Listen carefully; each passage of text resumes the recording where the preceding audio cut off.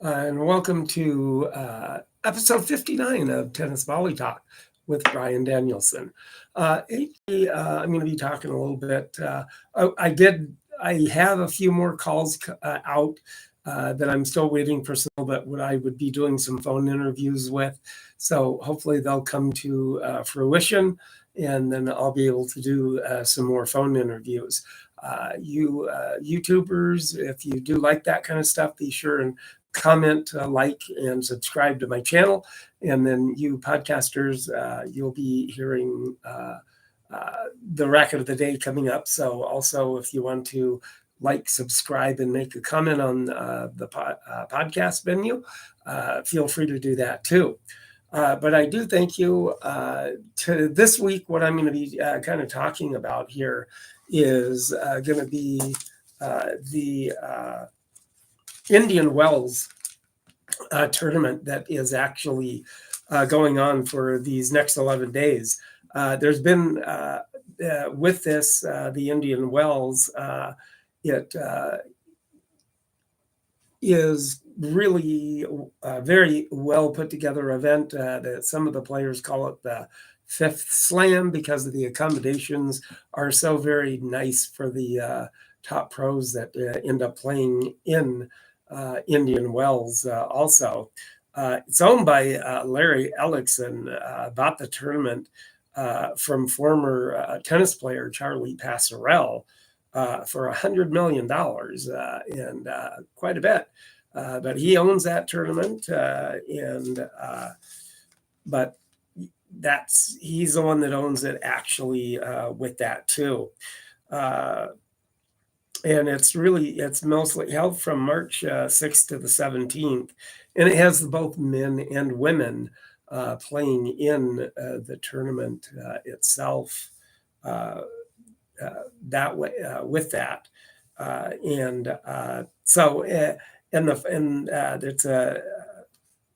it's 96 players altogether, divided with the men and the women, and they're actually playing for the prize. Money is upwards above $8 million.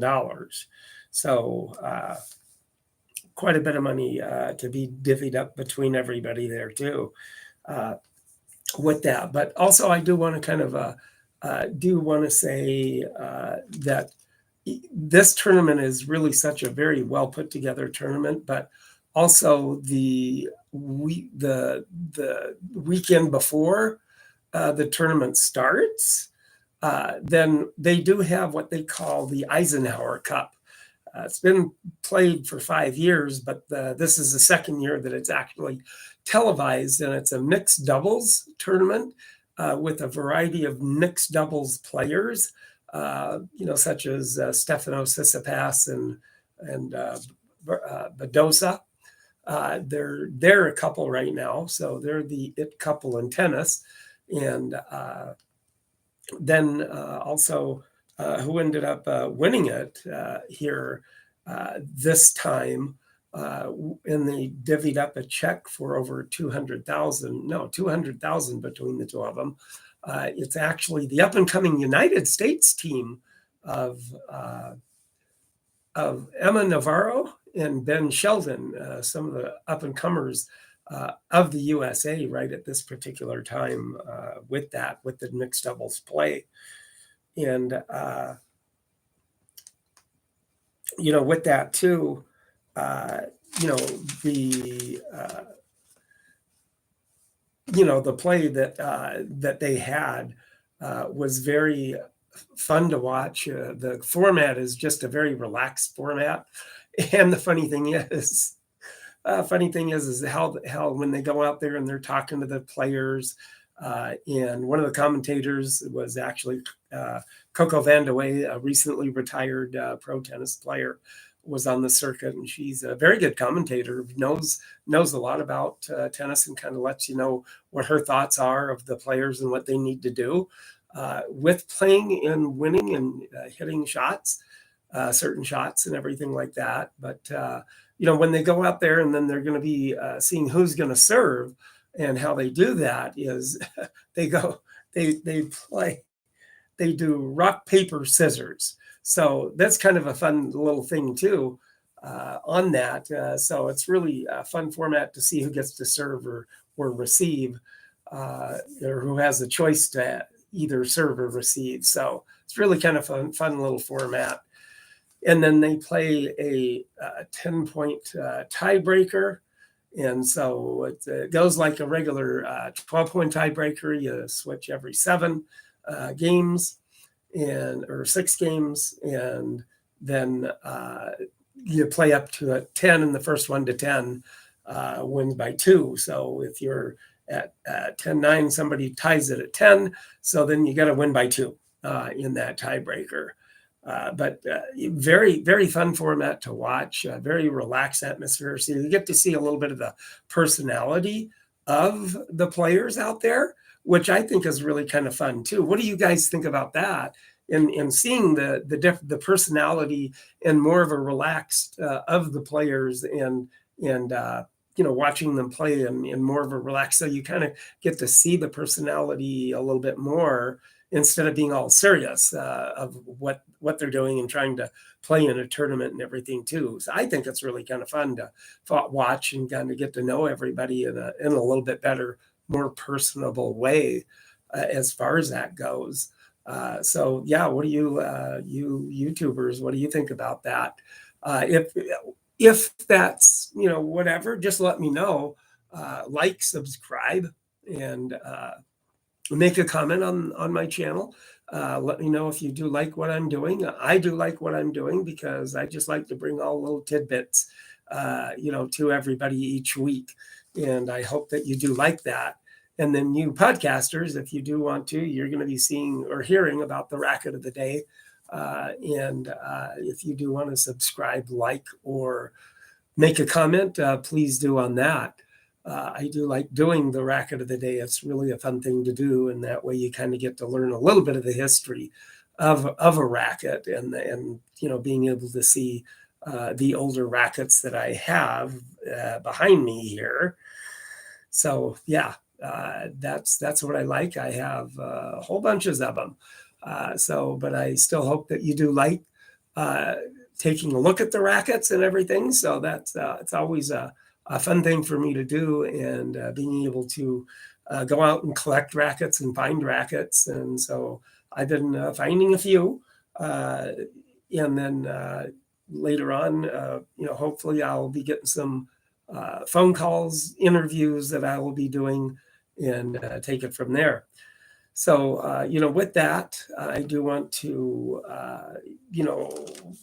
at least, let you know that that's kind of what my thinking is on this. And then when the summer, when the nicer weather comes, and I call it the summer circuit, so you can play outside more,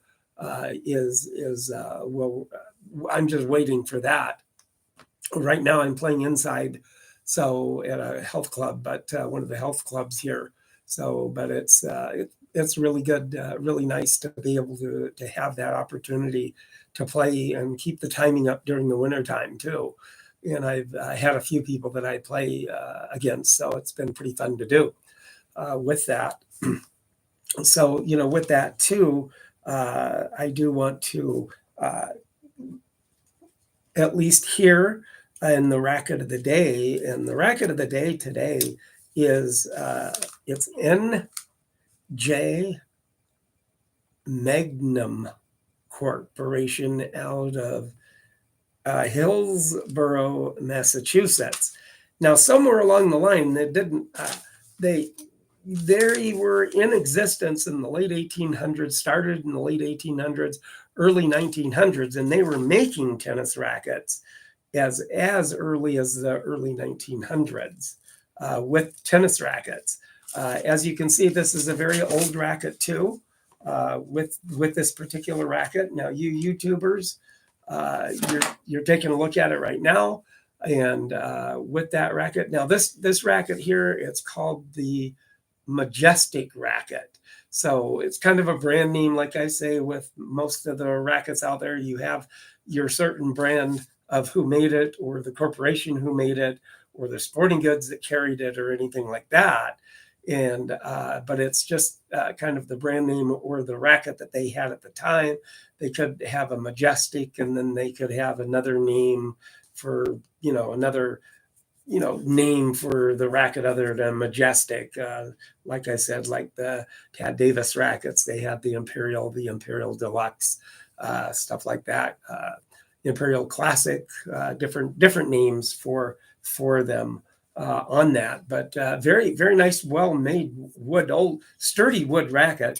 Got the old gut strings in it, either cow gut or cat gut. Not real cat gut, but it's actually sheep gut from the intestines of back in the day, cows and goat. No, I'm sorry, it's goat, not sheep. With this too, then that's what this strings are, with the stringing of it back in the day. Now this also has the brass screw in it too. So, with the brass screw, that gives it more of an age, even though it's a concave racket, the more traditional looking racket. But it does have a nice color to it. It has it's a regular wood, and then it has it's painted in these two places here. It has the little ribbons around it. And this gives an indication that this particular racket is probably around, I would say, in about the late 1920s into, maybe right into early 30s, 1930s in this racket here. But it's a very well-made racket, very strong, sturdy handle on it, a pretty big handle, about a 4.5. So it is a real big handle, but very nice wood on it. The color of the wood and the way it's made, and then the throat right here and the different color of the wood that makes the throat, makes it a very sturdy racket too, for having a racket this old. So this is a very good racket. So, you YouTubers, you're taking a look at it, be sure and make a comment, and subscribe to my channel. You podcasters, you're going to be, if you want to take a look at the racket, then be sure and go to my YouTube tennis podcast, Tennis Volley Talk. Now, what I was saying with the podcasters out there, it's painted, has right at about the 7 and 4 o'clock areas on the bottom, near the bottom of the racket of the throat. It's red. It's painted red. And for that particular reason, it just kind of makes the racket pop a little bit.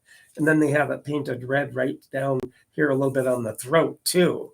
But the wood itself, I wish I kind of knew my woods of what this is, but it could be very hardwood, like walnut or oak or something like that these rackets are made of. Some of them were made of ash, not quite as strong or anything of that nature. But yeah, that racket, that's the early 1900s when this corporation was making tennis rackets back in the day. So, with that too, be sure and watch all this week on the Indian Wells tournament. Probably next week, I'll be telling a little bit about who ended up winning Indian Wells in these next weeks, or who's still playing. Oh, and another thing too, today, Stan Wawrinka was playing, and the commentator was Brett Haber, and the recently retired John Isner, and really a good commentator. He knew his stuff, and he was talking about some of the players because he's just very recently retired. So that was fun watching John Isner kind of going into the commentary booth and talking about tennis and being a tennis analyst. Seems to fit in rather well with it too, and he seems to really like it. So that was really kind of fun to see. So with that too, I be sure. And then also, like I said, recently retired Coco Vandeweghe. She's also been in the commentary booth also, and she's been doing very good too. Very natural, coming out there and then letting everybody know and the nuance of players and the women out there and how they play. And so it's been fun listening to her do commentary also. So with that too, I just want to say, coming up, I will be getting some phone interviews, and I do hope you will like those. I do like doing them, and I hope that you do leave a comment or subscribe and like for you YouTubers and you podcasters out there. So please do. I would appreciate it, and let me know one way or the other what you think of the podcast. And I will keep doing it, and I like doing it, and it's just fun to do and fun to get the people who I may talk to also to get back to me and then talk about their tennis life and all of that. So, there's a couple of people out there that I have in the works and see what happens. And, one day might get somebody that somebody recognizes. I don't know. So please listen and watch. And then all this week, if you're playing inside, keep playing inside, keep playing and hitting that ball. And if you're playing outside in a lot of the states out there that are the southern states, you're playing outside already. Got the nice weather anyway. So keep up the tennis hitting, everybody. And I thank you again for letting me show you and talk to you about tennis. And have a good week. And thank you very much.